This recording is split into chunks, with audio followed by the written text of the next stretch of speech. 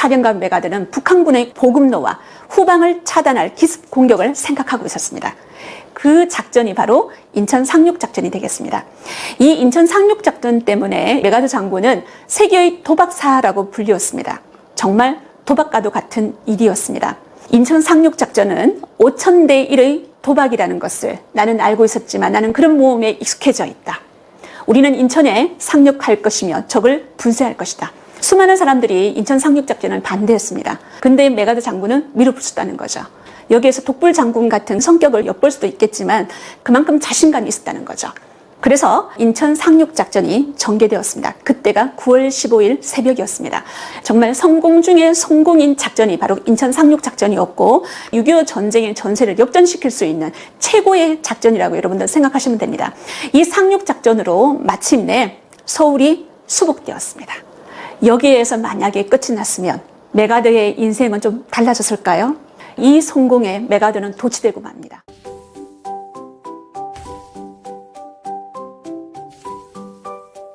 죽지 않고 사라진 전설의 노병 더글라스 메가드입니다. 우리에게 메가드 장군으로 더 친숙하게 알려져 있는데요. 여러분들은 메가드 장군 그러면 뭐가 가장 먼저 떠올리시나요? 인천 상륙작전이 가장 먼저 떠올려지고 제목처럼 노병은 죽지 않는다. 다만 사라질 뿐이다 라는 연설로 또 유명합니다. 그리고 많은 분들이 메가드의 이 모습을 기억하고 있습니다. 메가드 룩입니다. 콘 파이프 모양을 보시면 옥수수 자루 모양일 겁니다. 두 번째는 짙은 선글라스를 끼고 있죠. 그리고 이 구겨진 정보입니다. 필리핀 육군 원수의 정모라고 알려져 있는데요. 메가드는 정치인보다 더 이미지 메이킹에 능했다고 합니다. 나폴레옹은 전쟁터에 역사학자나 고고학자를 데리고 갑니다. 그런데 이 메가드는 전쟁터에 개인 사진 작가를 데리고 다닌다고 하죠. 그만큼 정치인보다 더 능숙하게 이미지 메이킹을 할 줄 아는 인물이 바로 메가드 장군이었습니다. 이 메가드 장군의 전체적인 삶을 들여다보도록 하겠습니다. 메가드 장군은 웨스트포인트 레전드라고 알려져 있습니다. 미 육군 사관학교를 웨스트포인트라고 하는데요. 이 학교에서 그는 전설이었습니다. 우선 메가드 회고록을 한번 살펴보겠습니다. 내 첫 번째 기억은 군대 나팔소리다. 나는 읽고 쓸 수 있기 전에 사실은 걷고 말하기도 전에 총 쏘는 법을 배웠다라고 메가드 회고록에 이렇게 기록되어 있습니다. 메가드 가족입니다. 누가 메가드일까요? 저기 아이. 뒤쪽에 있는 아이일까요? 앞쪽에 있는 아이일까요? 왼쪽에 위치하고 있는 이 아이가 메가드 장군의 어린 시절 모습이 되겠습니다. 메가더의 어머니 되시는 분이 핑키 메가더라고 알려져 있는데요. 이 핑키 메가더가 아들이 셋이었습니다. 메가더가 둘째였거든요. 이때는 막내가 태어나기 전인가 봐요. 보통 아들 많은 집에는 꼭 엄마들이 이렇게 딸내미처럼 기르고 싶은 욕구가 있지 않습니까? 그래서 메가더 장군이라고 불리는 이 아이가 과거에 여장까지 했다고 알려져 있습니다. 굉장히 귀여운 모습이죠. 할아버지는 아소 메가더고요. 아버지는 아소 메가더 2세가 되겠습니다. 아소 메가더 2세는 미국 남북전쟁에서 북군으로 참전해서 큰 전공을 거두었고요. 필리핀 군정을 책임졌던 책임자가 되겠습니다. 이렇게 엘리트 군 집안에서 태어났던 메가더는요. 그의 어머니의 영향을 굉장히 많이 받았습니다. 그의 어머니 이름은 메리 핑크니 하디 메가더입니다. 줄여서 메리 하디라고 얘기를 하기도 하고요. 핑키 메가더라고 이야기하기도 합니다. 메리 하디 메가더는 헬리콥터 맘으로 알려졌습니다. 어떤 어머니를 헬리콥터 맘이라고 할까요? 헬리콥터가 착륙 전에 굉장히 거센 바람을 뿜어내죠. 치맛바람이 그만큼 거세다는 겁니다. 이런 거센 치맛바람을 막 하고 다니면서 자식 주변을 맴도는 어머니를 우리가 보통 헬리콥터 맘이라고 하죠. 그만큼 이 메가더 어머니가 자식 교육에 굉장히 열성적이었습니다. 그럴 수밖에 없었던 게 막내 아들이 어릴 때 홍역으로 사망을 했고요. 또 장남마저 나중에 맹장염으로 사망하게 됩니다. 남편은 군인으로서 늘 멀리 떨어져 살게 되었고요. 생가사가 오가는 그 전쟁통 한가운데서 남편을 자주 볼 수가 없었죠. 그러면 누구밖에 없습니까? 메가더. 이 아들 하나밖에 없었겠죠. 그래서 이 메가더의 출세를 위해서 이 어머니는 전 생애를 바쳤다고 해도 과언이 아닙니다. 미국 역사에서 가장 유명한 헬리콥터 맘이라고 할 수가 있겠는데요. 미 육군 사관학교 웨스트포인트 이 학교에 처음에 떨어집니다. 그래서 이 어머니 핑키 메가더는 유명한 하원 의원 한 명을 찾아가가지고 추천서를 받아옵니다. 그리고 메가더가 왜 떨어졌는지 분석해서 밀워키 고등학교 교장 선생님을 찾아가가지고 개인 과외 교사를 부탁합니다. 그래서 웨스트포인트에 입학하게 된 사람이 메가더 장군이라고 할 수 있습니다. 웨스트포인트에 입학했을 때가 1899년도였는데요. 그러면 어머니의 회를 꼽던 마음, 기질은 사라졌을까요? 그렇지 않았다는 거죠. 웨스트포인트 앞 호텔에서 어머니는 투숙하게 됩니다. 졸업할 때까지. 그리고 망원경을 가지고 늘 아들 옆을 서성거리게 되죠. 우리 아들이 어떻게 훈련받고 있는지, 어떻게 공부를 하고 있는지 너무나 궁금했겠죠.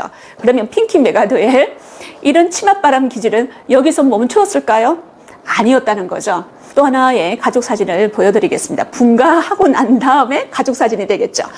여러분, 왼쪽에 이 여성이 메가더의 두 번째 부인이 되겠습니다. 첫째 부인하고 1차 세계대전이 끝나고 난 다음에 결혼을 했습니다. 그런데 그 며느리가 시어머니 입장에서 봤을 때는 너무나 마음에 들지 않았습니다. 왜냐하면 사회운동가였거든요. 아주 거세 다른 선입견 때문에 아들의 결혼식에도 참여하지 않았던 인물이 그의 어머니가 되겠습니다. 그래서 메가더는 첫째 부인과의 결혼 생활은 그다지 행복하지 않았습니다. 자녀도 없었거든요. 7년인가 9년 만에 종지부를 찍게 됩니다. 훨씬 지나서 재혼을 하게 되는데요. 메가더 장군 그러면 자녀가 굉장히 많을 것 같은 생각이 들지 않았습니까? 최소한 4, 5명 정도는 될 거라고 상상하실 건데 그렇지 않습니다. 유일한 혈육입니다. 아수 더글라스 메가더 4세라고 메가더가 58세 때 얻은 외아들이 되겠습니다. 얼마나 귀할까요? 얼마나 애지중지했겠습니까? 그래서 재혼한 아내와 아들과는 굉장히 행복하게 살았다고 알려져 있습니다. 그러면 이 웨스트포인트에서 메가더는 어떤 입지전적인 인물인지 한번 살펴보도록 하겠습니다. 우등생이었습니다. 어느 정도의 우등생이었는지 보도록 하겠습니다. 웨스트포인트 미 육군사관학교를 수석으로 졸업했습니다. 그냥 수석이 아니에요. 웨스트포인트 설립 이래로 최고 학점을 받은 졸업생이 되겠습니다. 당시 졸업생이 93명 정도였거든요. 거기에서 수석을 차지했습니다. 어머니가 얼마나 기뻐하셨겠습니까? 그때가 1903년이었습니다. 그러면 졸업 후 메가더는 어떤 삶을 살았는지 보도록 하겠습니다. 보통 사관학교를 졸업하면 소위로 임관을 하게 됩니다. 메가더는 공병대 장교로 임관을 하게 되겠습니다. 졸업 후에 메가더는 1차 세계대전을 맞이하게 되는데요. 프랑스 전선에서 독일군하고 싸우게 되겠습니다. 여기에서 엄청난 전공들을 많이 세우게 되는데요. 여러분, 하나 받기도 굉장히 어려운 게 훈장입니다. 그런데 14개월 동안 메가더 장군은 13개의 훈장을 달게 되었습니다. 그리고 그 이후로는 초고속으로 진급을 하게 되겠죠. 그리고 웨스트포인트를 수석으로 졸업했던 메가더는 웨스트포인트 육군사관학교에 교장으로 취임을 하게 됩니다. 그때 그의 나이가 39입니다. 여러분, 39살 때 육군사관학교의 교장이라 대단하지 않습니까? 육군사관학교의 교장이 된 메가더는 이 학교를 개혁하기 시작했습니다.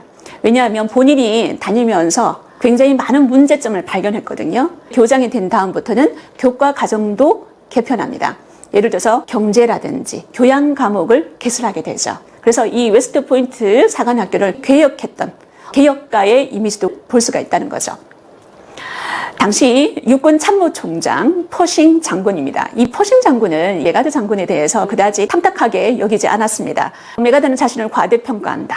몇 해 동안 진급을 시키면 안 된다라고 이 퍼싱 장군은 이야기를 했는데요. 하지만 화려한 스펙을 메가더는 쌓기 시작합니다.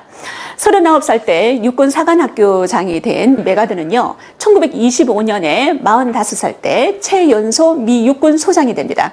그리고 1930년에 50나이로 최연소 육군 참모 총장이 됩니다. 그러니까 최연소가 항상 메가더의 이름 옆에 붙어 다니게 된다는 거죠. 미 육군 참모총장 임명 직전에 촬영했던 사진인데요. 역시 사진 찍히는 게 예사롭지 않지 않습니까? 메가더 장군은 태평양 전쟁의 터미네이터가 되겠습니다. 터미네이터, 종결자라는 뜻이죠. 태평양 전쟁을 종지부 찍었던 인물이 메가더 장군이 되겠습니다. 터미네이터라는 영화 보셨죠? 이 영화에서 가장 기억에 남는 대사는 어떤 대사입니까? 그렇죠. I will be back. 나는 돌아올 것이다 라는 그 대사가 아마 가장 기억날 겁니다. 그런데 태평양 전쟁에서 메가더는 I shall return.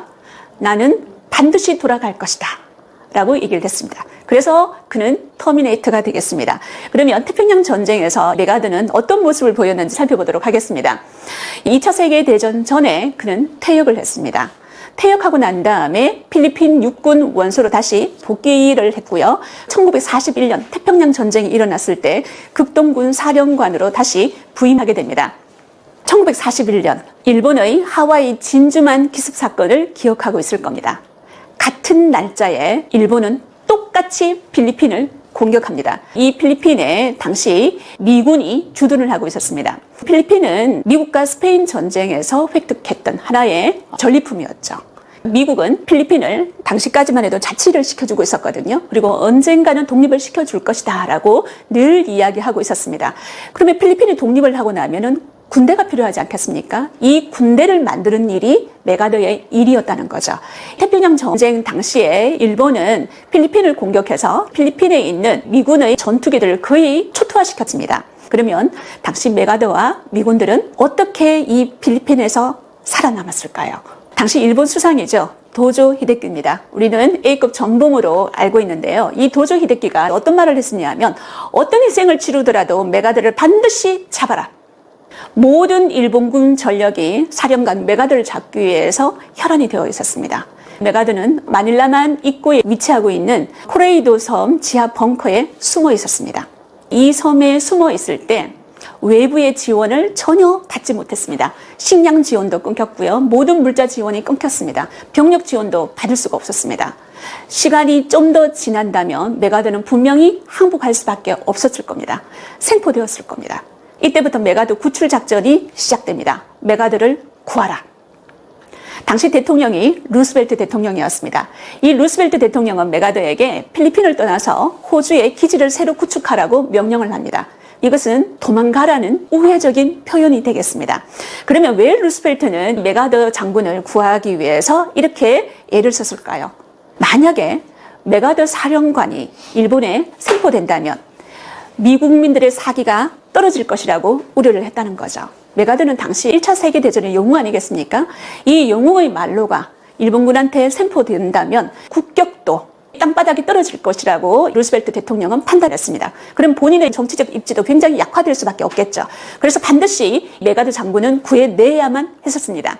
그때가 1942년 3월이었는데요. 이때 메가더 장군의 해상 탈출 작전을 지휘했던 지휘관이 바로 벌켈리 대위가 되겠습니다. 이 벌켈리 대위는 메가더를 구해냈기 때문에 태평양 전쟁의 또 한 명의 영웅이라고 말씀드릴 수 있겠습니다. 여러분, 필리핀의 어떤 섬에 메가더가 숨어 있었다고 했죠. 섬에서 탈출시키려면 반드시 어뢰정이 필요합니다. 이 어뢰정에 메가더와 메가더의 가족 그리고 일부 참모들을 빼내는 게 가장 중요했습니다. 당시에 어뢰정의 속도가 시속 80km입니다. 빠르지 않습니까? 굉장히 급박했음을 알 수 있습니다. 그러면 메가더의 탈출 경로를 한번 살펴보도록 하겠습니다. 제일 위쪽에 필리핀의 루손섬이 위치하고 있는데요. 루손섬의 아래에 메가더가 있습니다. 메가더를 필리핀 가장 남단에 있는 민다니오 섬까지 데리고 와야 되거든요. 거기까지 어뢰정을 타게 되겠습니다. 또 비행기를 타고 호주에 오게 됩니다. 당시 일본 제로기의 추격을 피해서 호주 비행장에 도착한 메가더 일행이 되겠습니다. 당시 메가더가 탈출했다라는 첩보가 일본군한테도 가지 않았겠어요? 그러면 메가더가 호주로 갈 것이라는 것도 일본이 눈치챘을 겁니다. 그래서 마지막에 일본의 전투기 제로기를 동원해 상공까지 막았는데 메가더는 천우를 이용해 호주까지 겨우 탈출했다는 겁니다. 아마 메가더 인생에서 가장 큰 위기가 아니었을까 싶은데요. 이 장면에서 누가 가장 특별해 보입니까? 센터에 있는 이 인물이죠. 유모가 되겠습니다. 메가더한테는 단 한 명의 외아들이 있다고 알려들었죠. 그 외아들의 유모가 바로 이 중국인 아추라고 알려져 있습니다. 오래전부터 같이 타고 있었던 유모인데요. 아들을 지킬 수 있는 이 유모가 중요했다고 메가더는 판단했다는 겁니다. 메가더는 호주로 탈출을 했습니다. 메가더가 호주에 도착해서 했던 유명한 말이 있죠. 나는 살아서 왔고 반드시 돌아가게 되어 있다. I shall return. 이게 정말 유명한 메가더의 어록 중에 하나가 되겠습니다. 남겨진 자들은 비극을 맞이하게 되는데요. 그 비극의 장소가 바탄반도가 되겠습니다. 바탄반도는 필리핀의 수도인 마닐라 왼쪽에 위치하고 있는데요. 이 반도에서 끔찍한 전투가 벌어지게 되겠습니다. 이 필리핀 바탄반도 전투에서 항복해서 일본군의 포로가 된 미군들을 여러분들은 보고 있는데요. 이 많은 포로들이 바탄반도를 행진합니다. 두 손이 묶인 채로 140km를 행진했습니다. 여러분도 아시다시피 필리핀이 얼마나 더운 나라입니까? 더위와 허기에 지쳐 죽은 미군 병사들의 모습을 여러분들은 보고 있습니다. 당시 남아있던 7만 5천 명의 포로 중에서 이 바탄반도에서 죽음의 행진을 벌였던 미군들 2만 명이 사망했습니다. 어마어마한 미군 숫자가 바탄반도에서 다시는 돌아오지 못할 길을 걸었다는 거죠. 이 죽음의 행진을 호주에 있었던 메가드는 당연히 알았겠죠. 얼마나 비통했겠습니까? 얼마나 분노가 치밀었겠습니까? 메가드는 반드시 다시 필리핀으로 돌아가겠다라는 결심을 더욱더 굳히게 되겠죠. 그래서 놀라운 작전을 하나 생각해냅니다. 그 전략이 바로 개구리 띵뛰기 작전이 되겠습니다. 마치 개구리가 점프하듯이 전략적으로 중요한 거점만 건너뛰면서 점령하는 작전이 바로 이 개구리 띵뛰기 작전이 되겠습니다. 제가 부연 설명을 하자면 이 태평양은 수많은 섬들이 있습니다. 그 중에 어떤 섬에는 일본군이 많이 주둔하고 있고 특별한 방어 진지를 구축하겠죠. 이런 섬은 뚫어낼 수가 없습니다. 메가드는 약한 지역을 뚫기 시작한다는 거죠. 일본의 방어 진지가 구축해 있는 그 섬 이외에 배후의 섬을 공략하거나 건너 섬을 공략한다는 거죠. 거기에 상륙 작전을 펼친다면 방어 진지를 구축했던 섬에 있는 일본군들은 완전히 도간에 든 쥐가 되겠죠. 보급로가 막힐 겁니다. 여러분, 이 사진 굉장히 익숙하시죠? 메가드 장군의 일행과 필리핀 대통령이 함께하고 있는데요. 거친 파도를 거슬러 오르면서 메가드가 진군하고 있지 않습니까? 이 모습이 당시 필리핀 국민과 미국 국민들한테 어떤 모습으로 비춰졌을까요? 역경을 뚫어낸 한 명의 영웅처럼 비춰지지 않았겠습니까? 이 사진도 역시 메가드의 개인 사진 작가가 찍었습니다. 이때 메가드가 했던 유명한 말이 있습니다. I have returned. 내가 돌아왔다. 또 하나의 어록을 남겼죠. 도망자에서 영웅으로 메가드는 귀환을 했습니다. 그리고 이 태평양 전쟁의 마지막 종지부는 이 사진 한 장으로 다 이야기할 수가 있습니다. 도쿄만에 정박 중인 미주리 함상에서 일본의 항복을 받아내고 있는 메가드 장군이 되겠습니다. 태평양 전쟁은 끝이 났습니다. 일본은 항복을 했습니다. 그러면 패망한 일본은 어떻게 되었을까요? 메가드가 일본에 도착했습니다. 일본을 메가드가 개혁하기 시작하는 거죠. 일본 점령군 최고사령관이 된 메가드는 일본에서 푸른 눈의 쇼군이라고 불렸습니다. 막부 최고의 통치자를 쇼군이라고 부르죠. 어떻게 해서 메가드는 푸른 눈의 쇼군이 되었을까요? 워싱턴 본부에서는 메가드에게 이런 명령을 내렸습니다. 국왕을 포함한 일본 정부 조직을 통치하라. 그래서 메가드는 일본의 탈군국주의화 정책을 밀어붙였는데요. 여기에서 가장 중요한 것은 전범들을 어떻게 처리할 것인가라는 거죠. 전범 중에 전범, 도조 히데키. 아까 필리핀 전투에서 도조 히데키가 찾으려고 했던 인물이 누구였습니까? 메가드였죠. 근데 메가드는 필리핀을 탈출했습니다. 그 역량이 혹독한 대가를 치르고 있는 거죠. 메가드를 잡지 못한 대가, 도조 히데키의 죽음이 되겠습니다. 오른쪽에 이 도조 히데키가 총상을 입은 모습이 보이죠. 근데 왼쪽에는 교수형이지 않습니까? 도조 히데키는 자살하려고 하다가 미군에 의해서 스스로 목숨을 끊어내지 못했습니다. 그래서 결국 교수형에 처해지게 되었습니다. 이 진주만 침략에 대한 모든 책임은 도조 히데키가 졌습니다. 모든 책임은 원래 국왕이었던 히로히토가 져야 되지 않겠습니까? 그런데 이 메가드 장군은 히로히토를 다른 면으로 이용하려고 했습니다. 히로히토가 살아있어야지만 국민들이 일사불란하게 자신의 말을 따를 수 있다고 메가드는 판단을 했다는 거죠. 그래서 일본 국왕을 일본 개혁의 첫 단초로 메가드는 활용을 했는데요. 그 첫 번째가 바로 이 사진 한 장이 되겠습니다. 메가드는 정치를 하는데도 사진을 참 잘 이용했습니다. 당시에만 해도 히로히토 국왕은 일본인들한테 신이었습니다. 메이지 유신 이후로 늘 신이었던 인물이었죠. 메가드는 생각을 했습니다. 일본을 군국주의에서 벗어나게 하려면 신으로 남겨놓았으면 안 되겠다. 인간으로 만들어야지만 내가 일본을 제대로 통치할 수 있겠다고 생각했었죠. 그래서 자신의 사진사를 부릅니다. 그러고 난 다음에 이 사진을 찍게 했죠. 패전 후에 일본인의 마음속에 남아있던 자존심과 저항의식을 깡그리 상실시킨 한 컷이 되겠습니다. 왜 이 한 컷이 사라지게 만들었을까요? 히로히토 국왕은 당시에 165cm의 키를 가지고 있었습니다. 165cm라 그러면 그 당시의 키로는 그다지 작은 키가 아니죠. 그런데 메가더의 키가 너무나 컸습니다. 183cm였습니다. 어마어마한 키 차이죠. 그런데 여기에서 더 중요한 것은 히로히토 국왕의 모습이죠. 메가더 장군 옆에서 완전히 얼어있죠. 차렷 자세로 이렇게 얼어있습니다. 반면에 메가더의 모습은 어떻습니까? 짝다리를 짚고 있습니다. 손은 두 주머니에 넣고 있고, 이 사진이 공개되고 난 다음에 일본인들은 깜짝 놀랐다는 거죠. 메가더가 노린 것은 히로히토 국왕을 신에서 인간으로 격화시키는 거였죠. 그런데 예상과는 다르게 신 위의 신이 또 한 명 탄생했다고 일본인들은 생각했습니다. 일본인들 사이에서 신이 된 거죠. 그래서 메가더가 있는 사령부에 팬레터가 도착했다고 합니다. 자그마치 43만 통이 넘는 팬레터를 메가더한테 보냈다는 거죠. 그래서 메가더 장군은 연합군 최고 사령부 GHQ 막부의 더글러스 메가더 쇼군이라고 불렸다는 거죠. 일본에서 메가더 장군의 인기는 상당했습니다. 왜냐하면 일본을 개혁시켰던 인물이죠. 경제를 다시 되살아나게 만들었고요. 여러 가지 민주화 개혁도 시도했던 인물입니다. 노동개혁까지 했던 인물이 메가더 장군이죠. 그래서 일본인들은 신사에 메가더를 신으로 모셔놓고 있습니다. 마지막입니다. 대통령과 맞짱 뜬 5스타가 되겠습니다. 여러분, 살면서 5스타 본 적 있습니까? 원수급 5스타가 어떻게 대통령과 맞짱 뜨게 되었을까요? 그 장소가 바로 한국이 되겠습니다. 6.25 전쟁 때 메가더 장군은 나이가 70이었습니다. 메가더 장군은 6.25 전쟁을 전쟁의 신 마르스가 이 노장에게 준 마지막 선물이라고 표현을 했습니다. 6.25 전쟁에서 만약에 메가더 장군이 성공을 거두었다면 대통령이 될 수도 있었습니다. 메가더의 인기가 하늘을 찌를 듯이 높았거든요. 수원 비행장이 내린 유엔군 최고사령관 메가더의 모습을 지금 보고 있습니다. 그때가 1950년 6월 29일이었습니다. 헬기를 타고 메가더는 한반도 상공을 날았습니다. 그리고 순찰하고 난 다음에 사령관 메가더는 북한군의 보급로와 후방을 차단할 기습 공격을 생각하고 있었습니다. 그 작전이 바로 인천 상륙작전이 되겠습니다.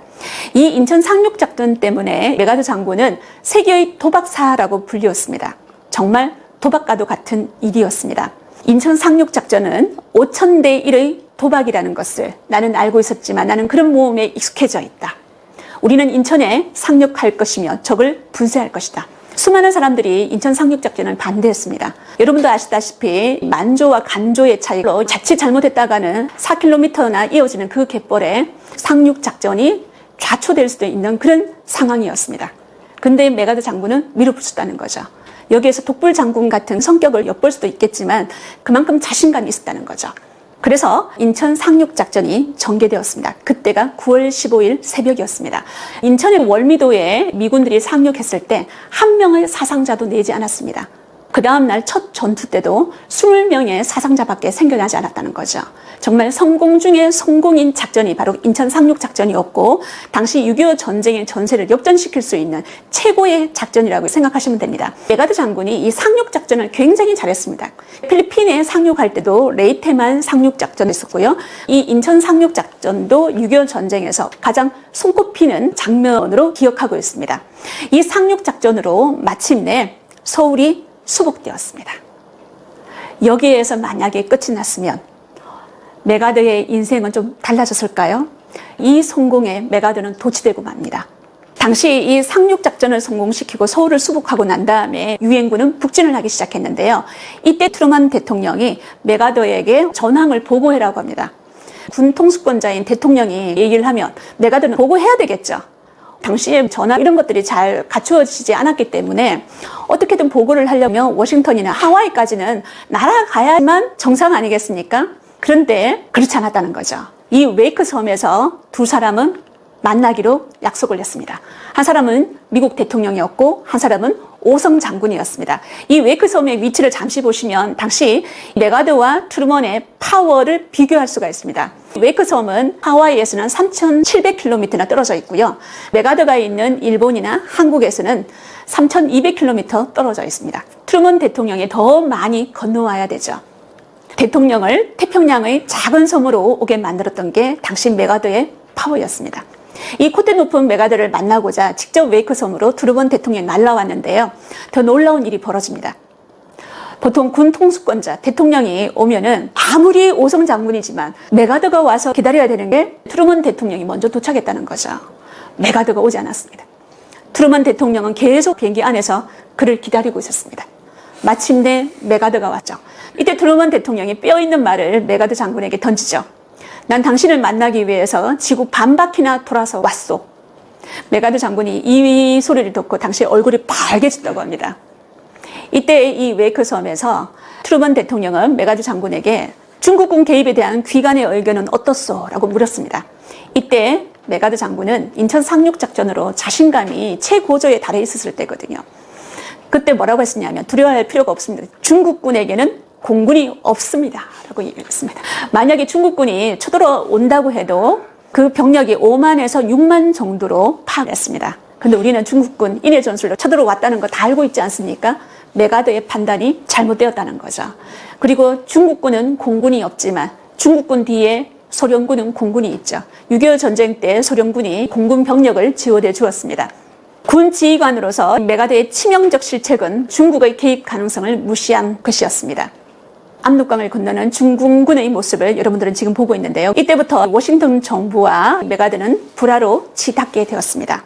메가더의 생각, 메가더의 판단이 완전히 잘못되었다는 거죠. 그리고 강혜영 스님께서 장진호 전투에 대해서 여러분한테 얘기를 했었을 겁니다. 이 장진호 전투에서 미군들이 후퇴하는 굴욕을 당했었는데 이 상황에서 메가더 장군은 아직까지 그의 자신감을 포기하지 못했다는 거죠. 트루먼에게 보낸 전문은 이렇습니다. 그때가 12월 24일이었거든요. 크리스마스 이브였습니다. 이 전쟁은 이제 전혀 새로운 적과 벌이는 새로운 전쟁이 되었습니다. 중국과의 전면전에 들어갈 필요가 있습니다. 중국의 21곳의 목표물에 26개의 원작 폭탄을 투하할 필요가 있습니다. 그러면 우리는 이 지긋지긋한 전쟁에서 해방될 수 있을 것입니다. 원작 폭탄 이야기를 했었고요. 중국과의 전면전을 이야기했습니다. 여기에 더 보태워가지고 대만에 있는 국민당군을 중국 본토에 상륙시키고자 했던 인물이 메가더 장군이었습니다. 이 중공전에 대한 시각 차이로 두 사람은 완전히 갈라서게 됩니다. 당시 트루먼 대통령은 확전을 반대했습니다.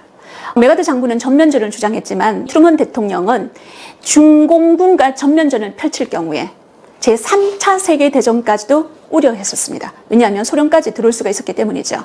이때 원자폭탄 투하가 중공 본토만이 아니라 연해주까지도 생각하고 있었습니다. 이 메가더 장군이. 그래서 트루먼 대통령은 결정을 내릴 수밖에 없었습니다.